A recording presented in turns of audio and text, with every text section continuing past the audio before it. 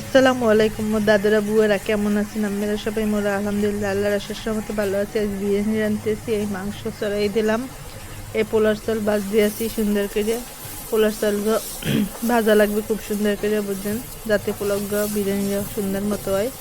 এই দেখছেন মোরা কেমনে চেয়ারের দিয়ে লাইট দিচ্ছে, যে এই পর পোলার চাল ভাজলাম। এই মুড়ি একটা মাংসের মধ্যে গুঁড়া দিলাম। এই দেশে মুরগির মাংস, এই মুরগির মাংস দিয়ে চাউলের মধ্যে পানি দিয়ে দিলাম। এই যে ফুটতে আছে, লগে লগে দিয়ে দিলাম কাঁচামরিচ। আলহামদুলিল্লাহ মোর বিরিয়ানি কিন্তু হয়ে গেছে, দেখছেন কি সুন্দর বিরিয়ানি। আলহামদুলিল্লাহ বাসায় একটা ছোটোখাটো আয়োজন করছি, এই আয়োজনের লেগে এই খাওয়াইতেছি, তো মুই বাড়তে আছি যাতে সকল মাংস পায়, এর লেগিয়া আলাদা আলাদা করে বুঝছেন একটু মাংস দিয়ে বাড়লাম। এই বিরিয়ানির চাউল মানে পোলাও বাড়তে আসি বাইরে, দেখছেন আম্মাকে দেখাইলাম কেমন হয়েছে গন্ধি।